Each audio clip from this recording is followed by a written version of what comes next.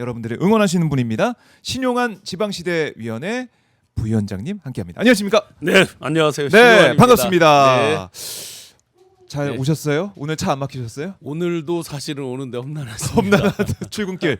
네, 네. 웬만하면 저는 이제 대중교통으로 계속 다니니까 네. 하는데 처음에 이제 집 앞쪽에서 지하철까지 오는 구간이 있거든요. 그래서 굉장히 미끄러운 거예요. 거기는 이제 가족이 태워다 주는데 예. 내리막길에서 아주 너무나 위험해서 조마조마하게. 네, 조마조마해 출근길도 왔죠. 어려웠고 특히 이제 어제 퇴근길. 어제 밤에 제가 어떠셨어요? 어제 모임이 있었어요. 송년 모임 기업인들하고. 그래서 이제 그 국립극장 앞에 반얀 트리 호텔을 가야 되는데 남산. 네. 네. 동국대 입구역에 내려가지고 거기서 이제 그 남산 올라가는 버스 버스를 있죠. 타든지 뭐 택시를 타든지 아니면 이제 걸어가는 것만 남는데 네. 완전히 막혀 서 있는 거예요. 그래서 안 되겠다, 걸어가야 되겠다 하고서 이제 눈밭을 헤치고 걸어가는데 그 사이에 사고가 몇 개가 아이고. 났는지를 몰라요. 그래서 이상하다. 보통 이렇게 습설이 세게 내리면 보나마나 이제 서울시에서 포인트가 있을 거란 말이에요. 네. 특히 이제 언덕길, 내리막길 이런 데들이 포인트가 있을 건데 뒤에 뒤에 이제 몇 대가 부딪히고 막 그 레카차 같은 게 오고 그 네. 뒤에 거의 자유총연맹쯤 올라갔을 때 그 저거 이렇게 돌리면서 염화칼슘 뿌리는 차량, 예, 제설차. 제설 차량, 예. 제설과 그리고 염화칼슘 뿌리는 차량이 그때서 이제 오더라고요. 아이고. 근데 그렇게 하고 송년회 마치고 내려오는데도 거의 그 상태로 계속 안 좋게 있더라고요. 그래서 습설이 세게 내린다는 건 예고가 돼 있었고, 기상예보가 있었죠. 네네. 이미. 그렇다 그러면 이제 포인트들은 대부분 정해져 있을 거고 평지야 뭐 별 걱정이 없는 거니까. 네. 그런데도 그 정도로 아직도 대처가 안 된다는 게 아쉬움이 많이 있습니다. 그러니까 이게 갑작스럽게 내린 폭설도 아니고 기상예보가 예고가 돼 있었고 있었죠. 물론 그 네. 눈의 양은 차이가 있을 수 있겠지만은 네, 네.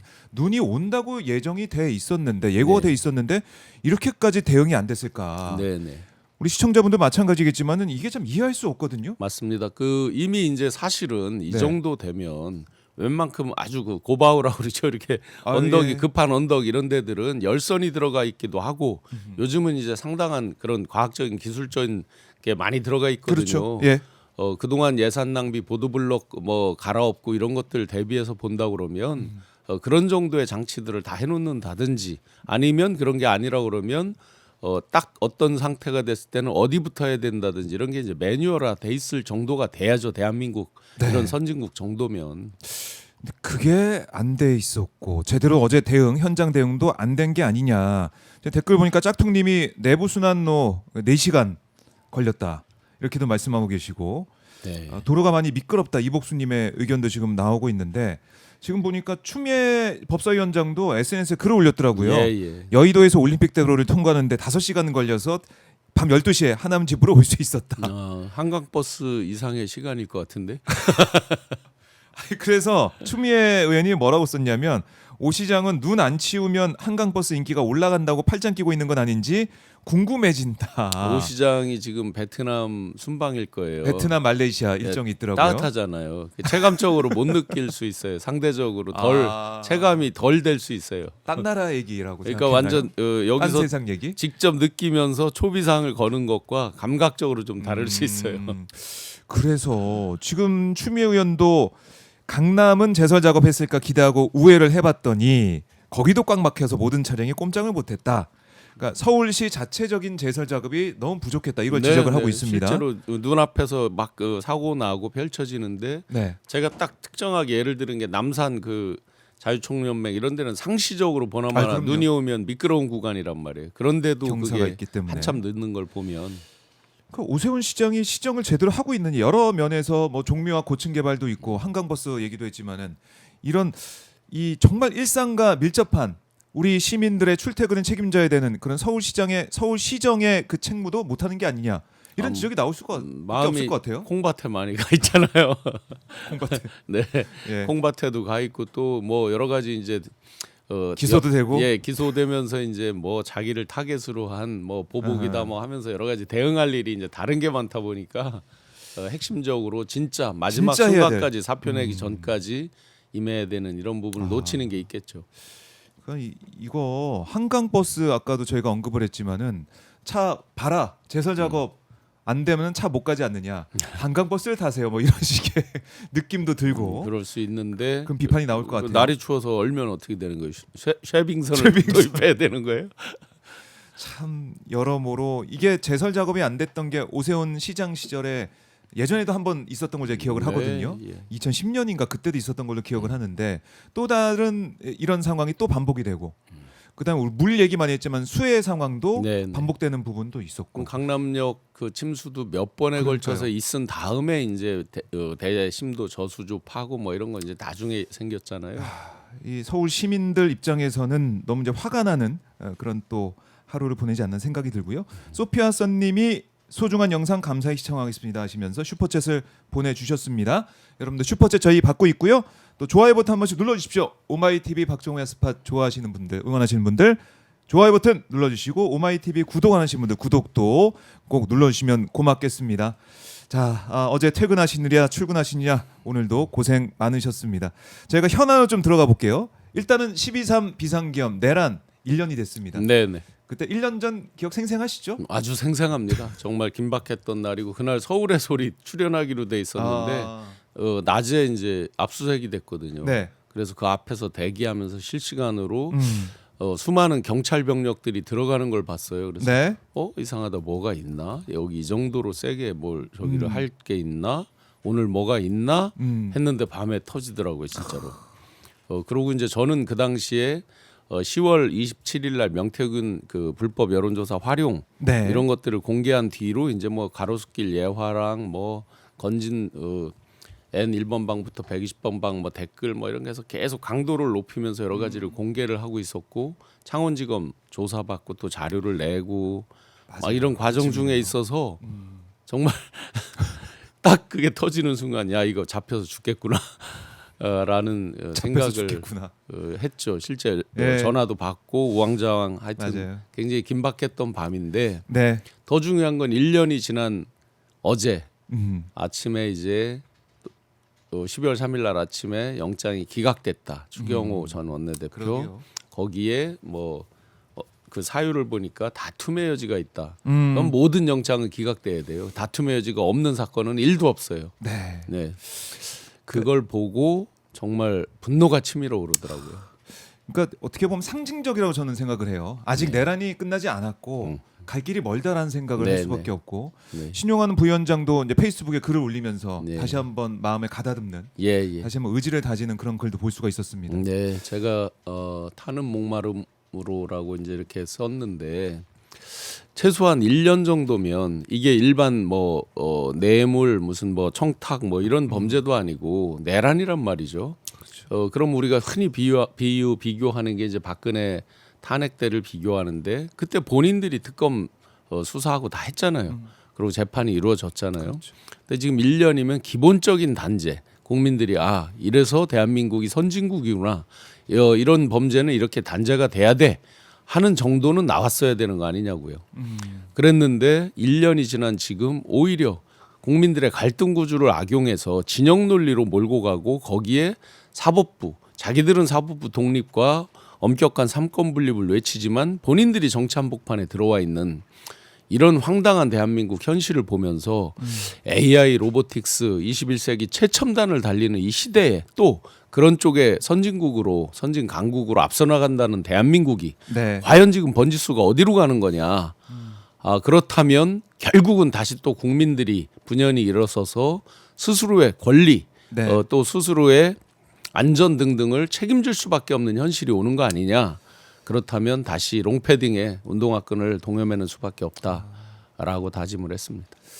조이대 사법부의 이 모습을 보면서도 우리 국민들께서 지금 매 주말마다 또 밖에 나가서 주말마다 보는 모습도 있지만 12월 3일 날 오부 요인을 초대를 했잖아요. 그러면 대통령 면전에서 일종의 선전포고라고 저는 생각을 했어요. 이렇게 오만하니까 이 사람들이 이렇게 됐구나라는 생각을 하게 됐습니다. 네. 자, 그날이 어떤 날입니까? 그런데 버젓이 자기들은 1년 전 12월 3일 날 불법이라고 개념 규정을 지었다라는 말로 시작해서 스스로 일종의 이제 스스로 자기들 방어적인 측면들 그게 뒤집어 보면 국민들에게는 정말 가슴속을 아주 피멍들게 하는 얘기들이거든요. 네. 그렇게 불법이라고 개념 규정 지은 게 지금 이런 가족 오락관이라고 불릴 정도의 재판이 이루어지는 겁니까?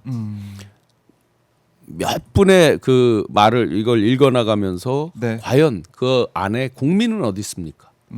국민을 위한다는 게 어디 있었습니까? 딱 한마디로 개념 규정하면 자기들 기득권은 절대 노타치. 딱 이걸로밖에 읽혀지지 않습니다. 국민은 안중에 없었습니다. 국민은 안중에 없었다. 1년이 지나갔지만 아직도 끝나지 않았다. 이렇게 네. 강조할 수밖에 없는데 이런 가운데 윤석열 메시지 낸 걸 보고 또 장동혁의 메시지 이런 걸 보면 윤석열은 뭐 물론 마찬가지고 네. 국민의힘도 전혀 달라진 생각이 없는 것 같아요. 2차 가해, 2차 가해 얘기하잖아요. 예. 2차 가해죠. 어. 우리가 황교안이다, 뭐 우리가 누구다 하더니 뭐 허경영 씨 측근을 들이질 않나 하더니 이제 급기야 우리가 윤석열이다로 다시 1년을 지나서 한 바퀴 도돌이표로 도로 돌아왔잖아요. 네. 우리가 윤석열이다죠. 정확하게 그날 쓴 우리가 윤석열이다. 글과 말들 마이크 잡고 그 전에 집회에서 했던 네. 이야기들을 보면 완벽히 우리가 윤석열이다입니다. 매번 그들은 입만 열면 탄핵의 강을 건너자고 합니다. 탄핵의 강을 건너기는커녕 탄핵의 강을 건너자는 2018년에 있었잖아요. 17년, 18년도에 계속 있었잖아요. 예. 그때도 허우적거리고 탄핵의 강에 빠져서 헤어나오지를 못하더니 이번에는 탄핵의 강에 빠지고 내란의 강에 다시 수렁에 빠져서 아예 헤어나오지 못하는 형국.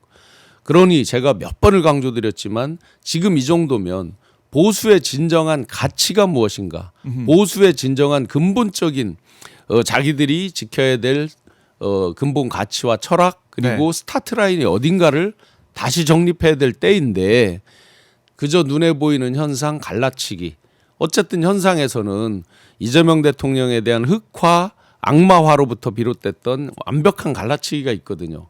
거기 한 줌도 안 되는 세력들에게 의지해서 선명성은 분명히 부각이 되죠. 그 갈라치기에 편승해서 우리가 윤석열이다. 네. 분명한 2차 가해입니다. 2차 가해다. 국민의힘 장동혁 대표 입장에서도 지방선거를 신경 써야 될 상황인데 네네. 왜냐하면 지방선거 결과에 따라서는 장동혁 대표가 계속 자리를 지킬 수 없을지 모르잖아요. 그런데도 불구하고 이렇게 그 지지층 결집에만 뭐 심혈을 기울이는 모습, 우리가 윤석열이다 이런 모습, 이거 어떻게 분석해야 됩니까? 아마 이제 지방선거 지금 이런 식으로 간다면 장동혁 체제로 지방선거 가기 어렵다고 추정이 됩니다. 비대위 체제, 그들은 비대위가 전혀 낯설지 않아요. 예. 전체 기간을 보면 비대위 기간이 더 길지도 몰라요. 제가 계산 안 해봤는데 비대위 거의 상시적인 비대위 네. 체제로 왔다고 해도 과언이 아닐 정도로 왔는데 지금 우리가 윤석열이다를 외치면서 우양우 하다가 이제 끝에 극단에 다다랐단 말이죠. 그러니까 뉴스에 나온 것을 보면 뭐 감독난인가 하는 사람들 이런 사람들이 또 입당을 하기도 하잖아요. 전환길에 대한 그다음에 12월 3일 날 윤석열이 전환길 씨에 대한 보낸 편지와 대국민 성명처럼 발표한 네. 그 한 줌도 안 되는 지지자들에 대한 읍소 메시지. 예. 이런 지금 상황에 있단 말이죠. 자, 그러면 지방선거 지금 연서명해서 사과한다라고 한 30여 명이 있잖아요. 그들의 지역과 그다음에 완벽히 그 대표 뒤에 서 있는 그 지역들을 보면 그 국민의 힘의 현주소가 여실히 보입니다. 그런데 더 문제는 그들이 마치 의존할 것 같은 TK 뭐 이렇게 이제 하는 그런데 TK 분들을 그렇게 무시하면 안 돼요. 그분들도 굉장히 빼어난 정무적 감각이 있고 대한민국의 산업시대 주인공이라고 하는 자부심도 있는 사람들이란 말이에요. 네. 이렇게 갈짓자 행보와 자기들에 의존한다 하는 게 마치 왜곡돼서 극우로 TK나 이런 사람들을 극우처럼 하는 이런 거에 과연 TK 사람들이 표를 줄 거냐? 결코 그렇지 않다라고 생각합니다. 결국은 이런 식으로 가면 비대위를 자초한다고 봅니다. 비대위를 자초를 할 것이다. 장동혁 대표가 버티지 못할 가능성이 크다. 지금 이렇게 상태로 저는 이 상태로만 계속 이런 메시지와 갈짓자 행보라 그러면 못 버팁니다. 특히 충청권 있잖아요. 예. 장 대표가 충청 출신이잖아요.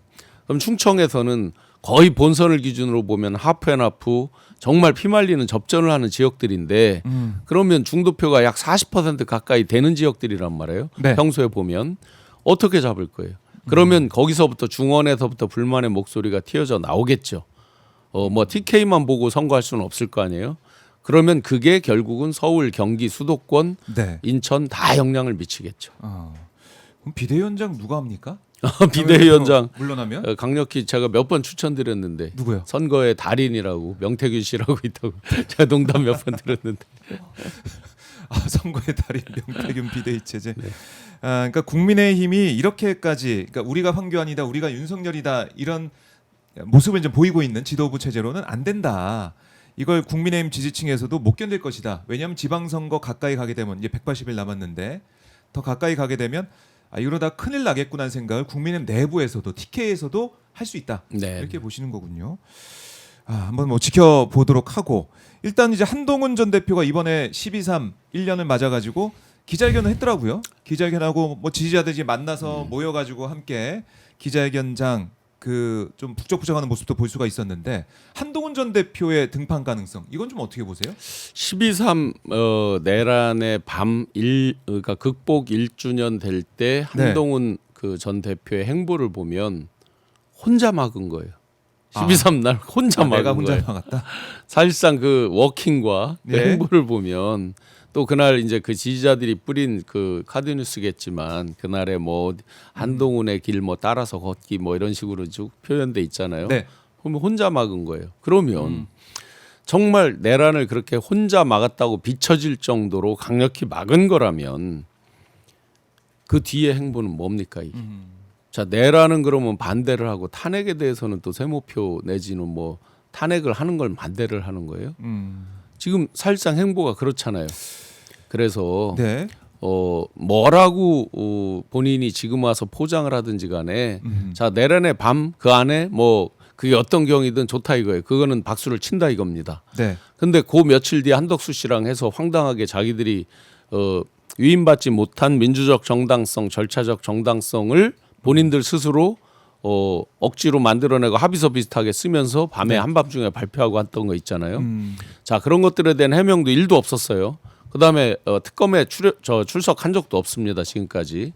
그러면서 이제 선거에 등판한다. 자, 이제까지 굉장히 인정받는 뭐 보수든 진보든 지도자들이 네. 명확한 가치 철학하에 움직였을 때 엄청나게 박수를 받았던 건 사실입니다. 자, 그에 비추어 본다면 과연 이 사람에 대한 행보와 지금 지지층들을 보자 이거죠. 지금 장외 집회를 계속했잖아요. 국민의힘이. 장외 집회에서 보통은 이렇잖아요. 이 자기 내부가 어려울 때 외부의 어떤 주적을 설정하고 내부를 단결시키면서 뭔가 돌파를 해나가는 이거잖아요. 네. 자, 이재명 정부에 맞서서 뭐를 하자. 이게 이제 원래 기본 기치잖아요. 그들이. 그런데 지금 장애 집회 뭡니까? 우리가 맞서 싸울 주적은 누구입니까? 그러면 저쪽에서 한동훈 한단 말이에요. 요 옆에 바로 그 국민의힘 당사 있잖아요. 예. 그 구두 닦는 그 부스 예, 그 바로 예. 옆에 보면 상시적으로 단계 처벌하지 않는 장동영 물러나라가 요 구호입니다. 다원 게시판 논란. 예, 뭐 민주당 뭐 어떻게 해라 무슨 뭐 이재명 정부 어떻게 해라 이게 구호가 아니에요. 그 메인 구호가 당사 바로 코앞에 상시적으로 있습니다. 한동훈. 네. 그런 상태에서 과연 등판을 한다 무슨 가치가 있겠습니까?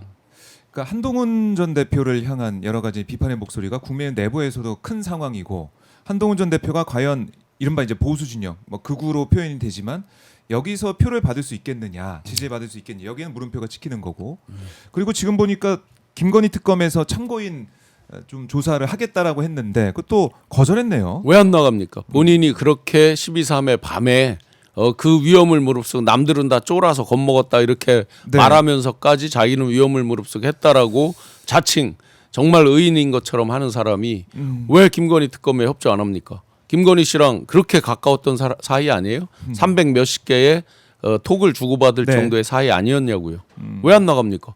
그렇게 정의롭게 진짜 자유 대한민국 그들이 네. 그렇게 부르짖는 자유 대한민국을 회복한다고 한다면 나가서 있는 대로 얘기를 해야죠. 김건희 씨가 어떤 압력을 넣었든지 어떤 부탁을 했든지 무엇에 대해서 진짜 요구 조건을 들어서 푸시를 했는지 우리는 알 수 없지만 네. 당연히 얘기를 해야죠. 본인은 무슨 자격으로 안 나가는 겁니까? 그러니까 이 공천 개입 관련해 가지고 참고인 신분으로 조사를 충분히 받을 수 있는 상황인데도 네. 불구하고 뭐 특검이 언론 플레이했다 뭐 이렇게 얘기를 하면서 참고인 조사에 응하지 않는다. 이렇게 이 정도로 지금 벌써 몇 번째 응하지 않았잖아요. 그렇죠. 그러면 우리가 일반적으로 추정해 볼 수 있겠죠. 저희 같은 일반인들이 한 번만 불러도 안 가면 무섭거든요. 피의자 전환할지도 모른다 이런 겁이 나거든요. 네. 그러면 이분이 출석하지 않는 거는 뭐 간단하게 보면 하나겠네요. 조사 받다가 갑자기 뭐가 불거져 나와서 아하. 그 자리에서 피의자로 전환되는 거 아마 본인들이 수사할 때 그런 거 많이 있었을 거예요. 예. 케이스들이 아하. 그런 걱정이 드나 보죠. 그러게 말입니다. 한동훈 전 대표가 뭐 당당하지 못한 모습을 보이는 게 아니냐, 또 선택적 입장을 내고 있는 게 아니냐 이런 지적이 나올 수밖에 없고, 그다음에 오늘 아침에 이제 보도된 내용을 보니까 김건희 특검팀이 윤석열과 이준석 당시 이제 국민의힘 대표 간의 통화 녹음 파일을 분석하면서 각종 공천계 무역 입증을 막판 고심 중이다.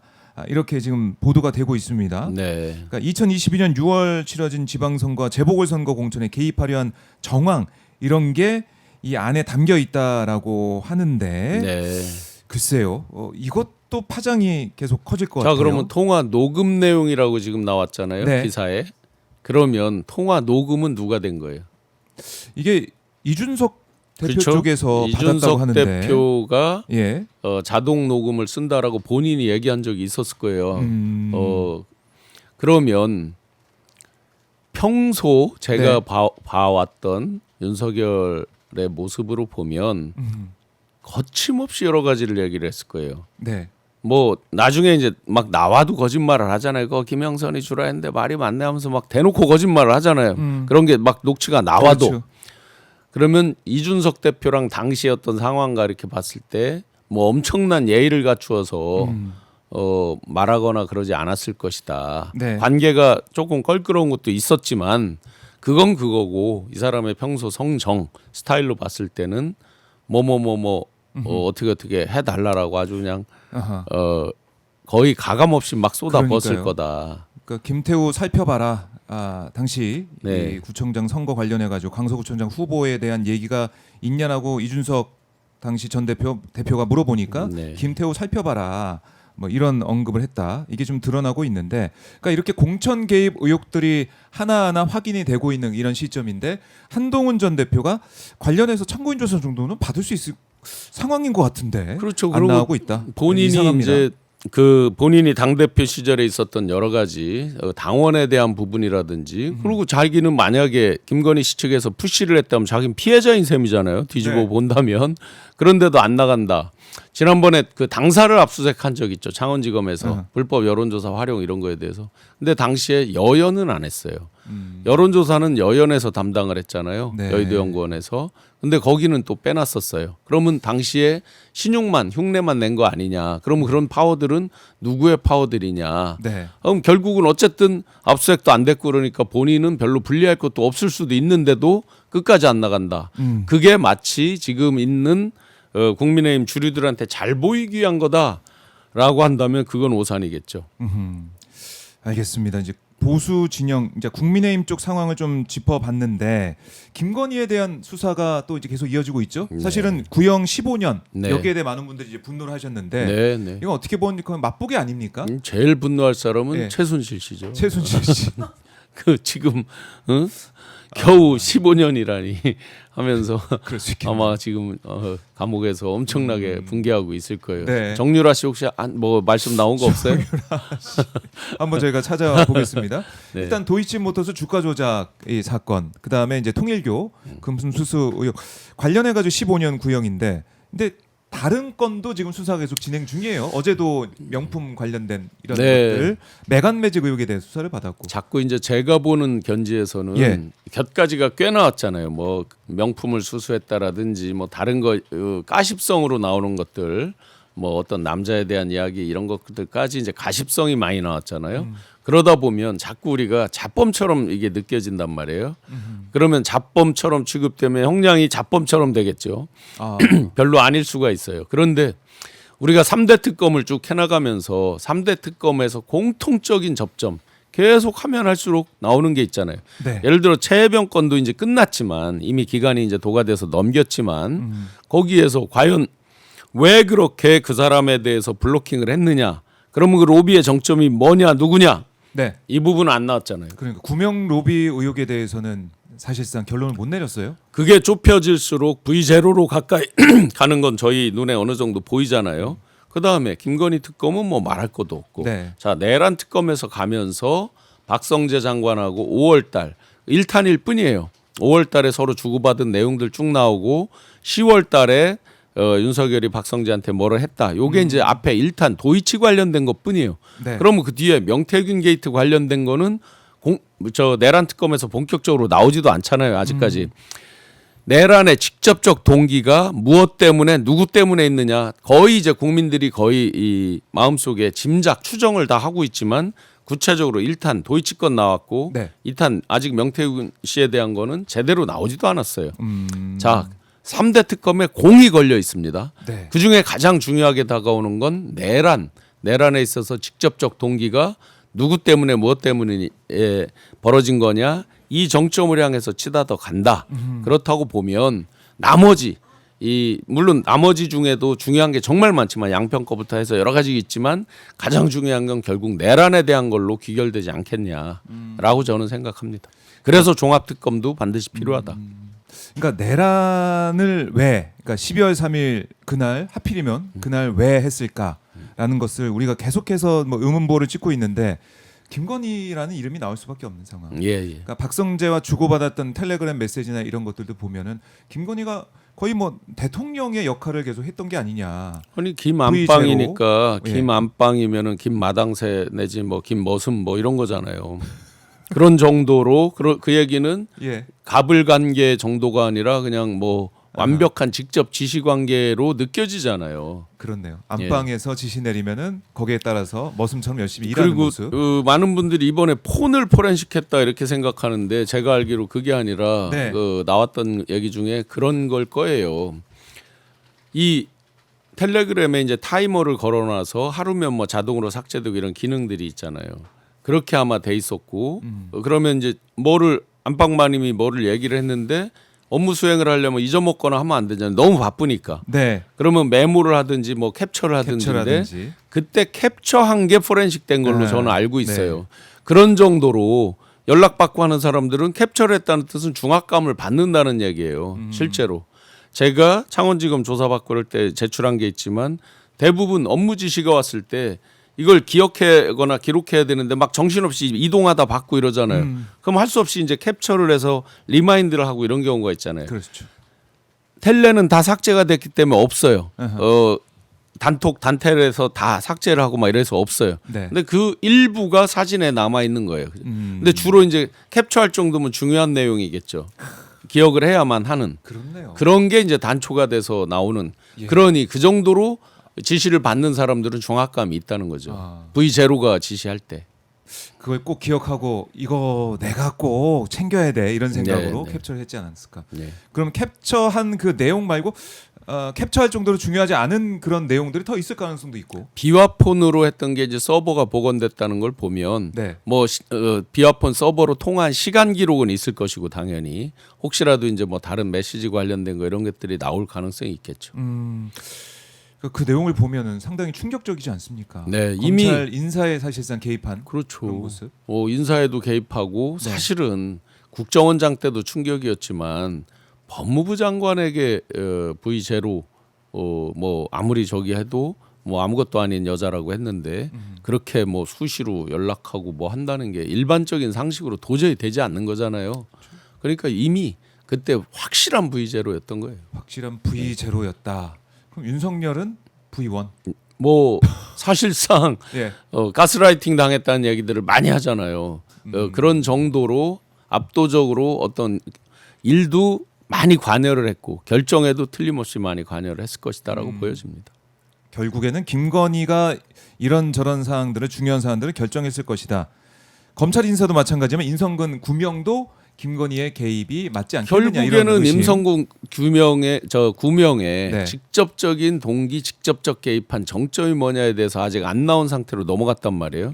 김장한 목사나 이런 분들에 대한 얘기는 하나도 없이 들어가 있잖아요. 지금 그렇죠. 쏙 들어가 있잖아요. 네. 나오지도 그러면 않고. 과연 최고 정점이 뭐였을까? 그렇게 윤석열이 그 당시에 네. 분노했던 건 뭘까, 원인은 뭘까 등등 규명이 아직 안 돼 있죠. 이번에 이제 김건희 어제 조사받고 나와가지고 뭐 제대로 답변 안 했다 그러고 구형 15년 지금 있지만은 앞으로 수사의 과정을 통해서 더 플러스 해가지고 더 이제 구형이 될 거 아니겠습니까? 당연히 그렇게 돼야만 하는 거죠. 네. 15년으로 끝나는 사안은 절대 아닐 아 것이다. 절대 아니죠. 그러고 이제 특검이 설사 네. 끝나더라도 종합특검이 생기든 또는 뭐 특별수사본부로 넘어가더라도 아직 뭐 양평이든 삼부든 뭐가 결론이 났다라는 게 없잖아요. 네. 그러면 계속해서 뭔가 부과가 되겠죠. 플러스가 될 것이다. 알겠습니다. 이 상황 저희가 계속 지켜보도록 하고요. 이제 12월 5일 그러니까 이재명 정부가 들어선 지 6개월이 된 거 아니겠습니까? 네네. 인수위도 없이 정말 더 어렵게 시작을 했는데 6개월 돌아보면 어떻습니까, 부위원장님? 정말 비정상의 정상화 트랙 그게 이제 가장 힘든 트랙이었죠. 물론 정당에서 할 일은 정당에서 하는 것이고 정부에서 할 건 또 정부에서 해야 되잖아요. 그래서 이제서야 TF 많은 분들이 이제 이런 질문을 해요. 왜 누구누구 장자리가 비어 있는 거 있잖아요. 네. 왜 이렇게 임명 안 하냐 이런 말씀들을 하시는데 사실은 윤석열 내란에 묻어 있는 자들이 너무 많은 거예요. 네. 이런 사람들이 분치를 하고 아닌 척하고 이렇게 막 오면서 아하. 그런데 최고 정점에 있는 자리들은 한 번 잘못 임명하면 되돌이기 어려운 경우가 너무 많잖아요. 네. 그래서 그런 것들의 규명이 이루어질 때까지는 대행 체제, 직무 대리 체제 이런 것들로 유지할 수밖에 없는 이런 현실로 여기까지 국정을 이끌어 왔습니다. 그 사이에 이제 경제, 외교, 안보, 글로벌 치열한 경쟁 환경에서 네. 한미 통상 협상 등등등 혁혁한 여러 가지 성과들을 내고 나가고 있는데도 정말로 아쉬운 건 뭐냐면 여전히 흑화, 악마화의 그런 네. 부분들이 일부씩 아주 조금씩 다일루션이지 희석이 되고 있는 거예요.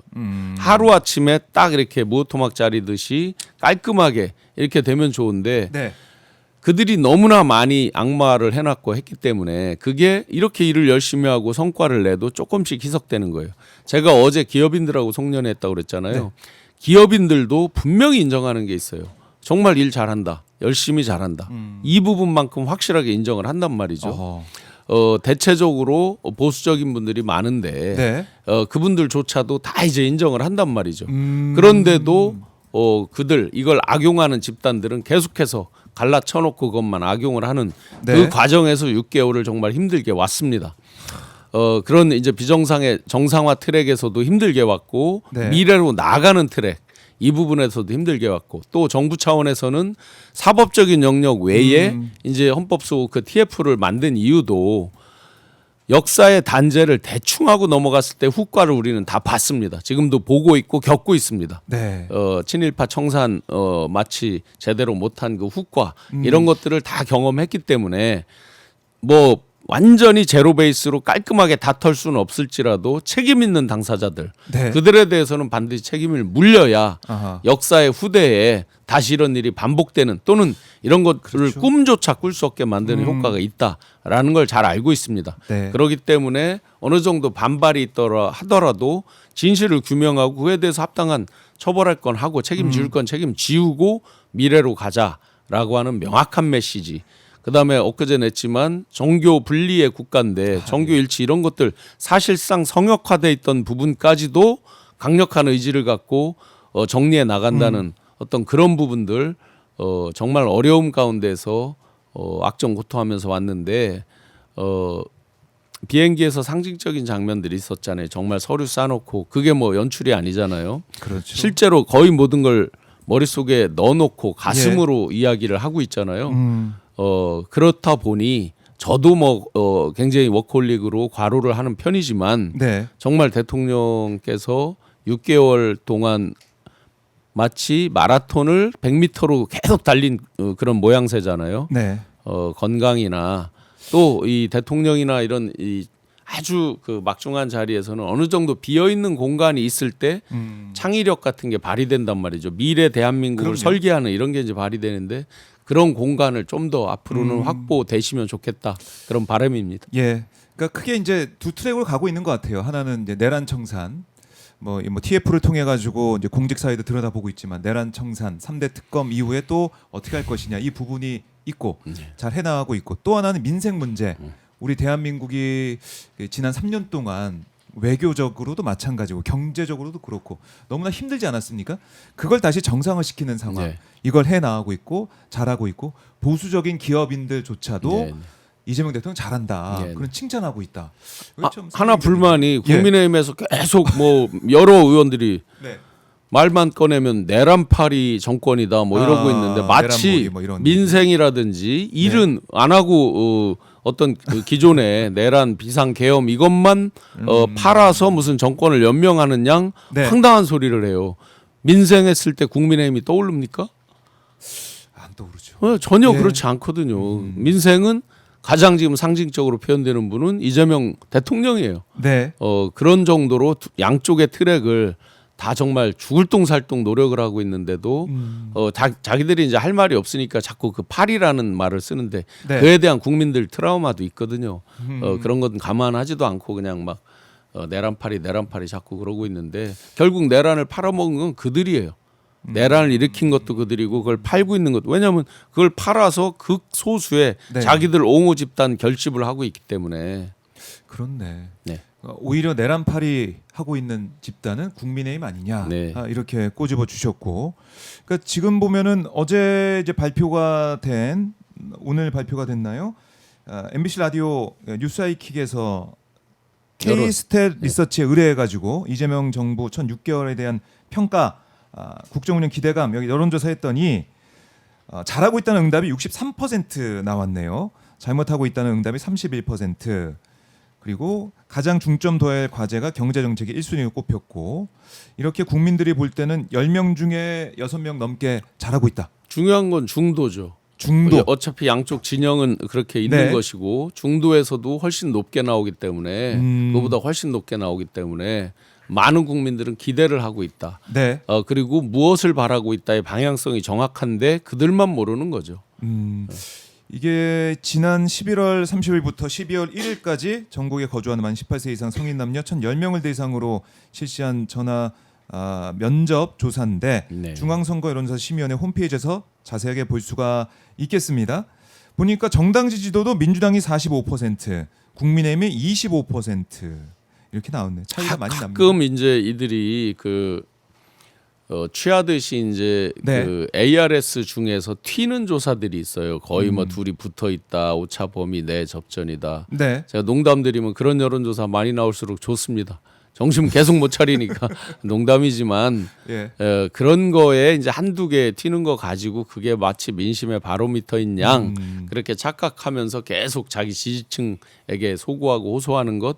그러니 엊그제 그 김예지 의원에 대해서 그렇게 황당한 얘기했던 사람들 영입하거나 허경영 뭐 측근 뭐 정무비서인가요? 뭐 그런 분들 예. 영입하고 그러다가 뭐 이제 안 한다고 했지만은 네. 어쨌든 그런 논란도 있고. 안 한다고 한 거야. 이제 국민적 여론이 안 좋으니까 그건 결과론적인 얘기고 아하. 특히 이제 김예지 의원에 대한 비하 이런 것들은 용서가 안 되는 얘기죠.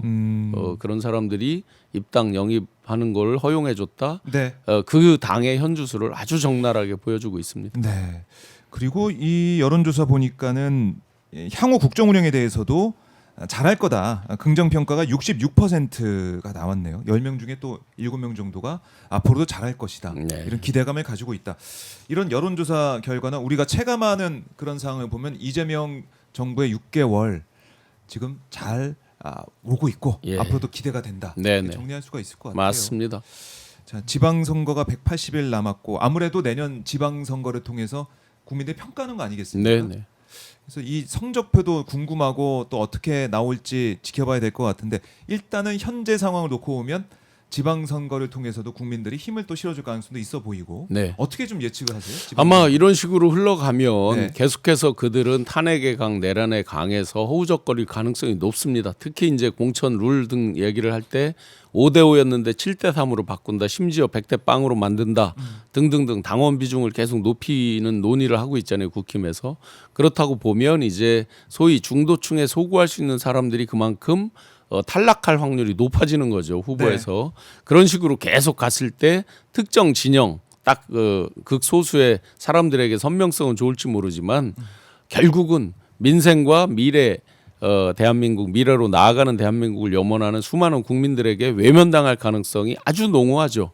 그러면 지금 나와 있는 수치보다 결과로 보면 네. 훨씬 더 나쁜 결과를 받아들 가능성도 높다라고 보여집니다. 알겠습니다. 자, 오늘 신용환 교수님과 폭설 내린 다음 날 네. 출근길부터 얘기를 좀 쭉 나눠봤는데요. 결국 우리 이제 국민들이 바라고 있는 것은 이재명 정부가 지금처럼 잘 해나가길 바라고 있고 또 네. 내란 종식 또 나가서 경제, 외교 정상화되는 대한민국 더 기대를 하고 함께할 거라고 생각을 아마 합니다. 이제 곧 크리스마스가 다가오는데 네. 산타 랠리도 있을 겁니다. 산타 랠리. 사람들이 이제 기대 심리로 선반영되는 거니까 주가가 선행지수처럼 움직이니까 그리고 내년 상반기에 네. 상당수의 이제 재정 집행을 하게 되잖아요. 그렇죠. 또 물론 지방선거가 있을 때는 많은 이동이 있습니다. 사람들 간에 이동이 많을수록 분명히 생산 이런 부분들이 이제 올라가고 소비도 올라가고 하기 때문에 네. 내년 상반기에 대한 기대도 어느 정도 있습니다. 그러면 산타를 이런 거 기분 좋게 즐기시면서 투자도 하면 좋겠습니다. 예, 알겠습니다. 경제 상황도 더 나아지기를 바라는 마음으로 많은 분들이 또 이재명 정부 응원할 것 같습니다. 부위원장님 말씀 잘 들었고요. 네. 다음 주에 또 뵙도록 하겠습니다. 네, 고맙습니다. 네. 네.